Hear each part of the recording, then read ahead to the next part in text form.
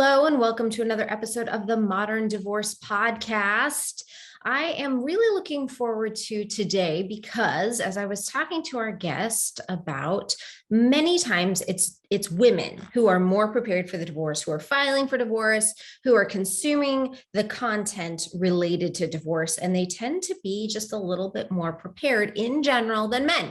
And so today's guest is a divorce attorney and divorce coach who specializes in preparing and coaching men through divorce. We've got a New Jersey divorce attorney, divorce coach, John Nachlinger. John, welcome to the show. Thank you so much for having me. Absolutely. So you hail all the way from the East Coast in New Jersey, correct? Yes, don't hold that against me. No, not at all. Not at all. The audience is, I'm in Arizona, and most of our audience is probably West Coast, Southwest, but not really at all. And this is such an important episode that I'm sure it's going to reach people all over the place. So how long have you been in the law? I've been a divorce attorney for almost 20 years. So, oh my gosh, almost 20 years, done over 1,500 divorces. It's like seen it all, done it all. Yeah. So yeah. Yeah. Okay. So we're in the same boat. I've been divorced or licensed since 2005 doing divorce stuff. And your trajectory from, litigator to coach to mediator is one that is pretty familiar, because when you do this many divorces, you really do just want to help people. Yeah, absolutely. And the longer you do it, the more you're like, there's got to be a better way. There's got to be a better way than what we spent, probably you too, the first 10 years of your career, you just spend litigating, going to court, fighting. And after a while, you're like, what in the world am I doing? These people aren't any better off than when I started fighting for them. And there's got to be a better way. So that's kind of where I got to where I am today. Very good. Very good. So let's talk about men. What do you see typically with men facing divorce? Well, the one thing that most men encounter is the whole, this caught me blindsided. I didn't realize this was coming. And I found, and I don't know if you found this too, but divorce is really 95% emotion to begin with. It's very little law. And so, most of the time I get guys who can't even think about the divorce process because they're still thinking about, why is this happening to me? I've been such a great I've been out there earning money. I've been taking care of my family. I've been a good husband. I've been a good father. Why is this happening to me? And it really, I heard this so much over the years. And, as an attorney, I mean, what do? We can't sit there and, bill our client $300-400 an hour to talk about, why is this happening to me? So it occurred to me that guys really need somebody to talk to, because, as you know, most men do not like to talk about their personal life, even with friends. I mean, it's very hard for men to really talk about it.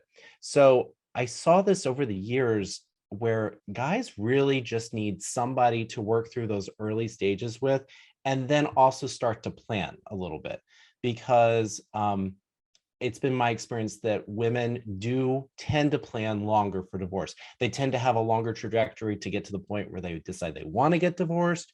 And because of that, they tend to go get advice earlier in the process from an attorney or a coach, or, friends that have gotten divorced.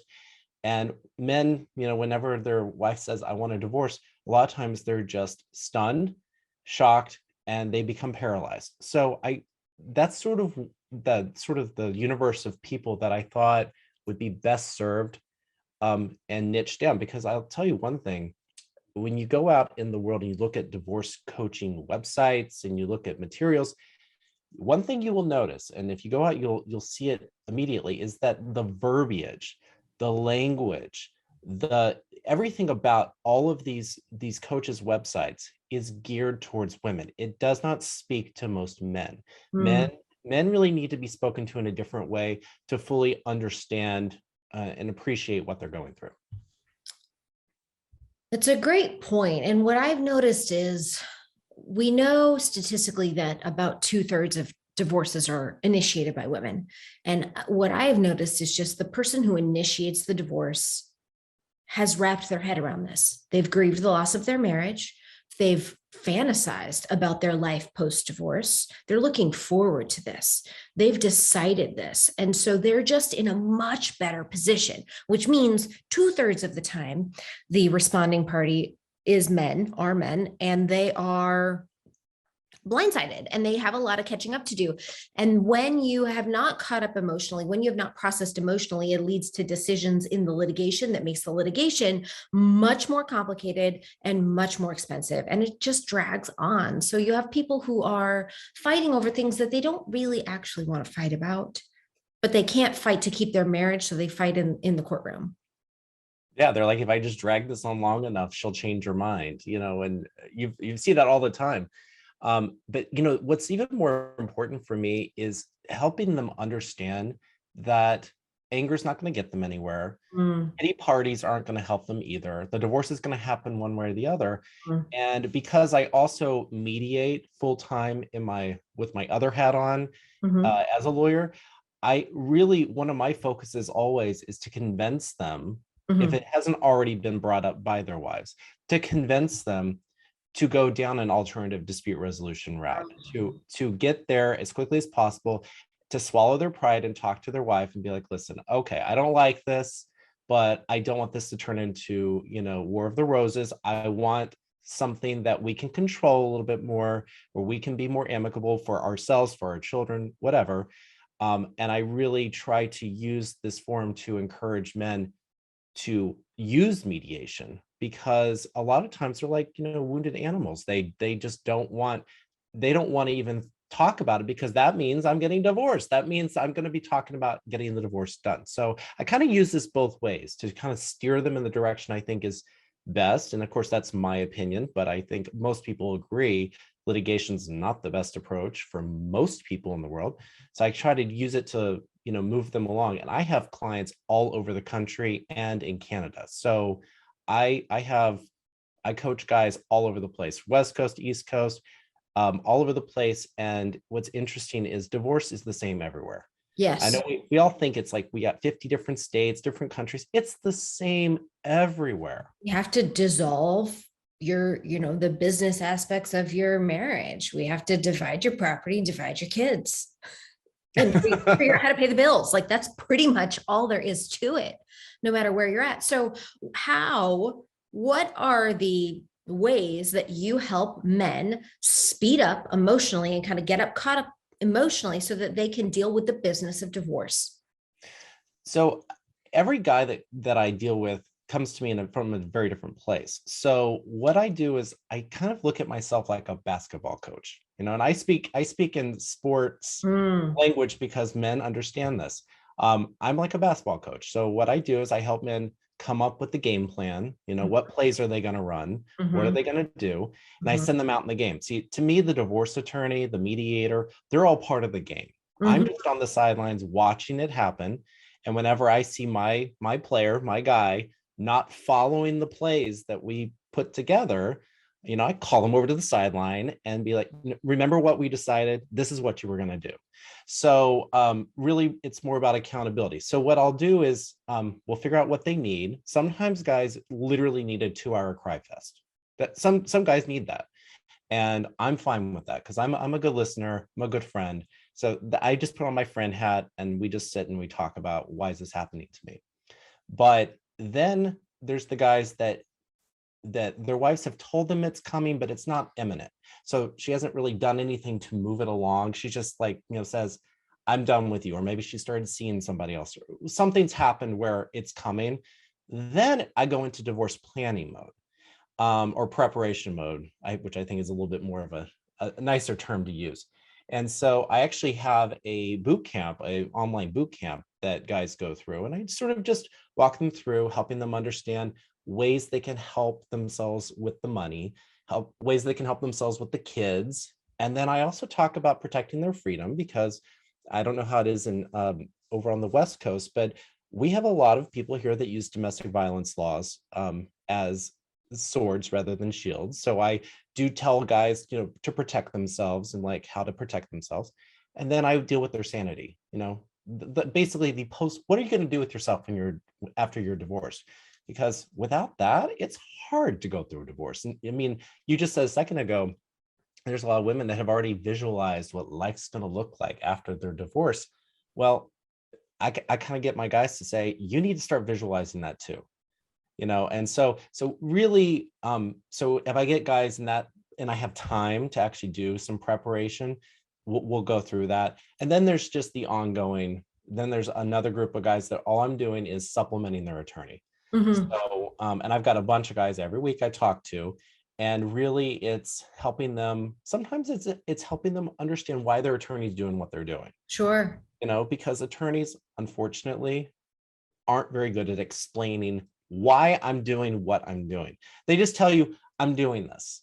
Just trust me. Or and Right. there's a lot of attorneys out there too that get very defensive whenever Yes. the clients say, like, well, why are you doing that? Why are you doing that? Instead of just sitting down and explaining to them what's happening. So it sort of depends where they are in the process. And Mhm. then I pick it up from there and I sort of see what they need, because at the end of the day, all I want is to get them from point A to point B and get them out of this marriage, not a broken person, somebody who's already on their 2 feet, so they can move forward in their life for their kids, for themselves, and move on to the next chapter of their life. Because there's going to be a next chapter. And that's something people forget when they start going through a divorce. Mhm.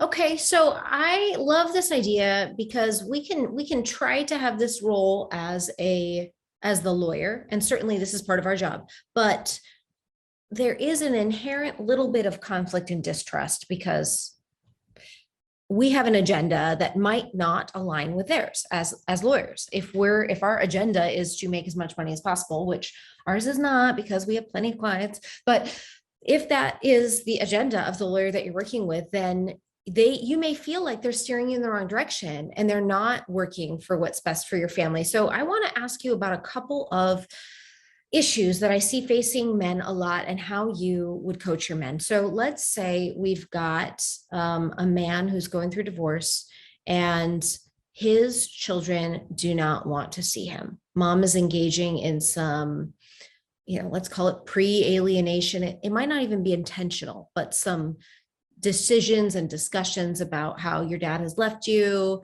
he's moved on, he doesn't want to see you, and all of a sudden the teenagers do not want to see dad. What do you tell them? So this goes in the whole category of control what you can control with guys, because if that's what's going on, and I'll use teenagers because obviously it depends a little bit on how old the kids are. Mm-hmm. But if you're dealing with teenagers, I mean, a couple of things about teenagers is, you have a hard time controlling the way they think about things anyway. So even if mom is engaged in any kind of parental alienation, or even just maybe it's innocent, she's just talking about what's been going on in the downfall of the relationship, and it's just unintentionally alienating the kids, whatever the case is. I just tell guys all the time, you have to just shower your kids in love, respect where they are, tell them, I understand that you're upset. And again, if you're living in the same house, it's a little bit different than if you're separated and, dad's in another house and mom's still in the house with the kids. But to the extent he can, I just tell them, control what you can control. You can control your love for your kids. You can control how you relate to them, and you can control what you say or don't say about their mother. That's what you can control. And are the kids going to all of a sudden see how you're just being a better person? Maybe not, and then they may not see it that day. It may take them 6 months or a year. But at the end of the day, the best thing that they can do is, first of all, make sure that the divorce is as amicable as possible. So it gives their mother less opportunity or less reason to say things about the dad. And two, control what they can control, just shower your kids with love, do what you need to do. And then really just try not to be so like focused on what she is doing. Because actually, this kind of is a broader issue, which is that a lot of men do not even want to think about what their contribution was to the downfall of the relationship. So that's where I always take an opportunity to do self-reflection and be like, okay, why did this happen? Well, she stopped sleeping with me. Okay, well, why did that happen? Well, she was too busy with the kids and didn't want to pay any attention to me. Okay, well, why did that happen? Like, it's sort of because it all sort of arrives from the same place. And I find that most people, men and women, do not alienate kids unless either one, they're just deranged and they think they're going to get an upper hand in the divorce because, oh, I'm going to, alienate the kids.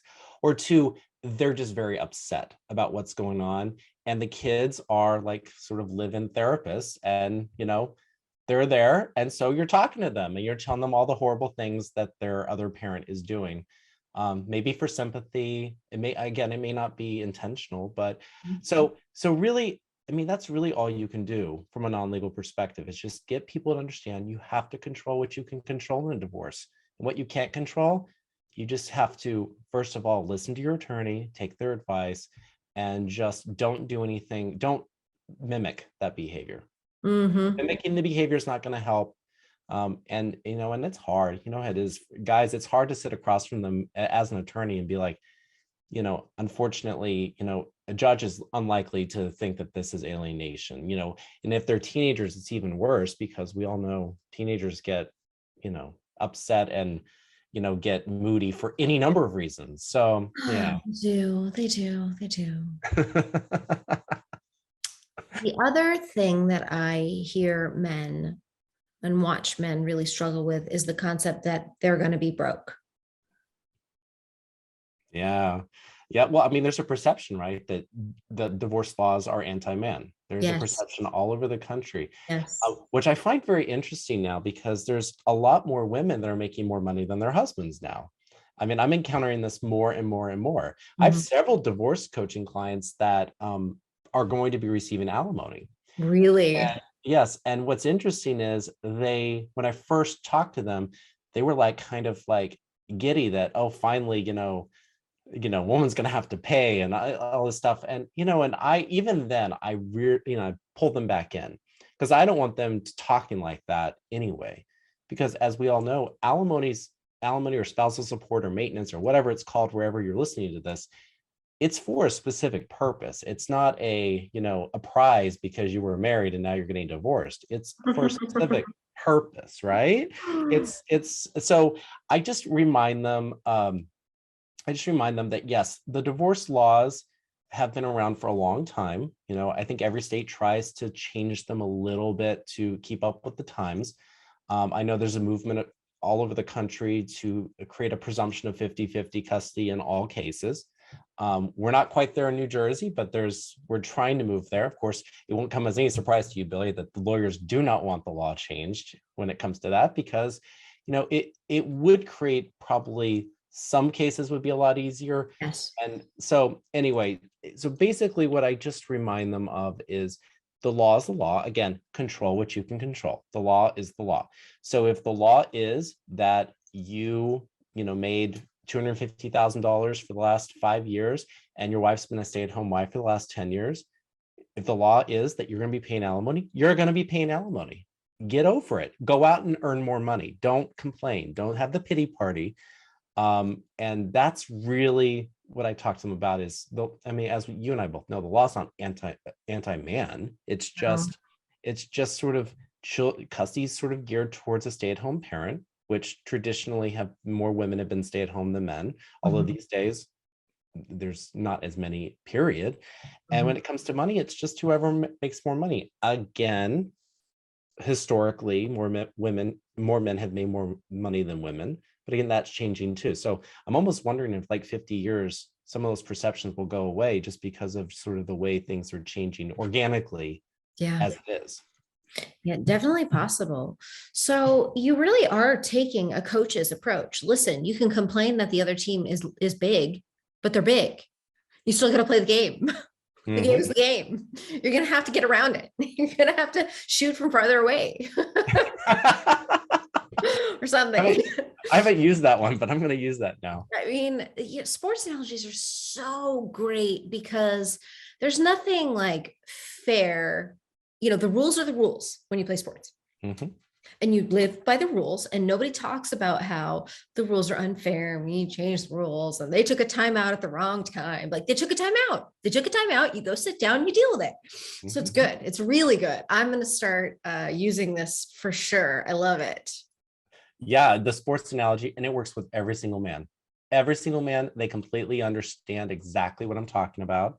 And the second, and I even give them like the game plan. Like I send them an email saying, here's the game plan.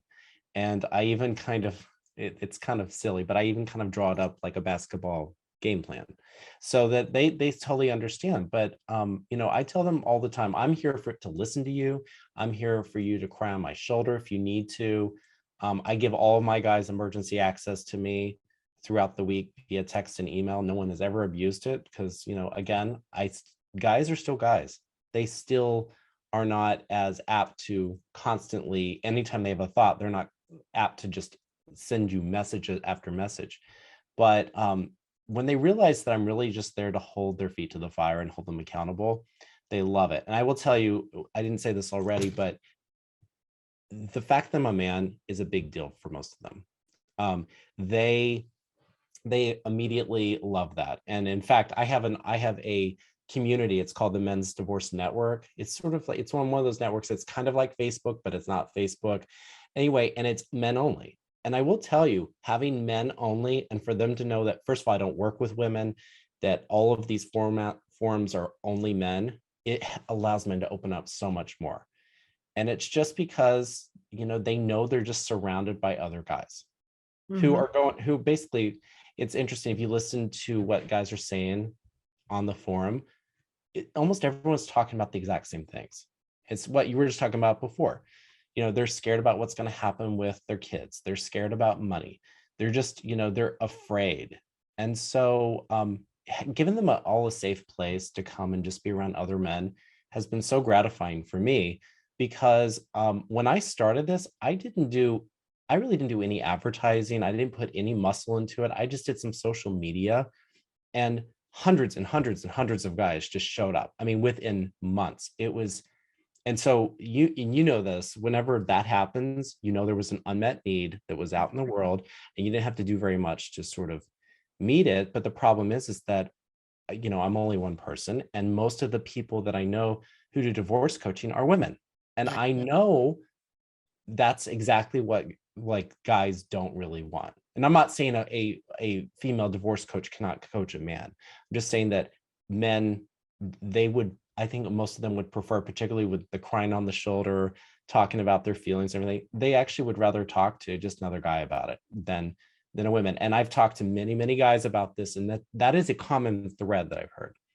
So because of that, I think it's been very successful, and I'm very happy because I just feel like making a little bit of a difference. And when you've been doing divorce as long as both of us have, you just look back at all your cases and you're just like, you do, of course you do the woulda, coulda, shoulda, like we could have done this differently and that differently. The one thing I know is if I look back, there's so many men that I have represented over the years that if they had somebody to help them process what was going through, not from a therapy perspective, not from a what happened in your childhood and all this stuff, just from a if I had just had someone helping, there's so many cases I think I could have resolved a little bit quicker.